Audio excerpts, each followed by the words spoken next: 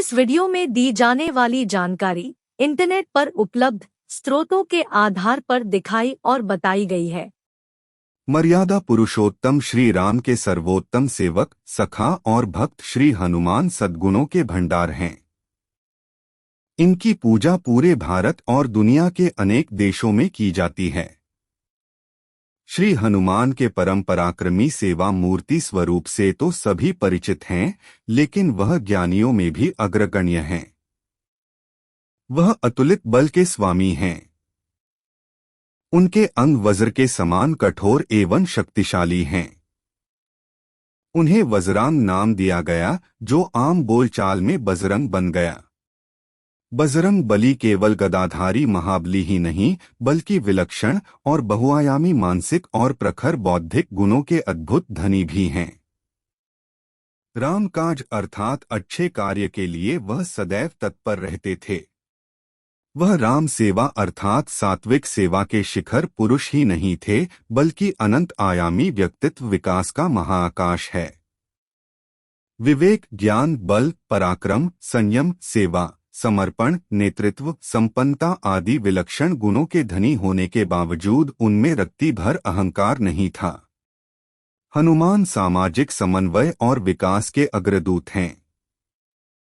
वह योद्धा के रूप में पवन गति के स्वामी हैं, बल्कि वह सुशासित राम राज्य के पुरोधा और कुल पुरोहित भी हैं। मान्यता है कि पवन पुत्र हनुमान जी का जन्म मंगलवार के दिन हुआ था, जिस कारण मंगलवार के दिन उनकी विशेष पूजा अर्चना करने का विधान है। चिरंजीवी हनुमान को पवन पुत्र कहा गया है। एक बार हनुमान जी को सुलाकर माता अंजनी गृह कार्य में व्यस्त हो गईं।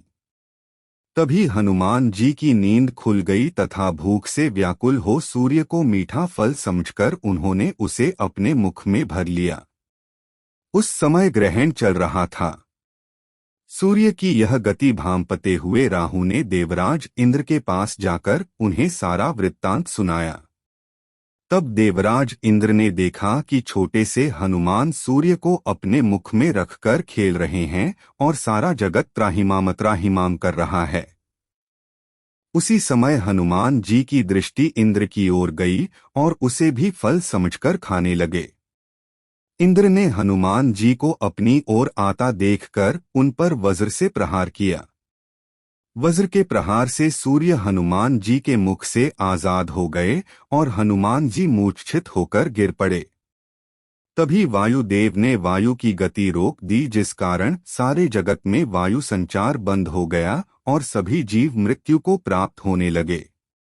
देवराज इंद्र समेत सभी देवता तब ब्रह्मा जी के पास गए।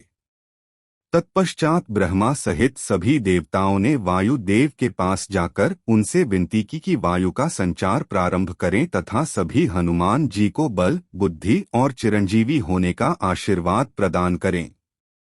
हनुमान जी की मूर्छा समाप्त हुई और सृष्टि में नवसंचार होने से मानव सहित सभी जीवों की रक्षा हुई।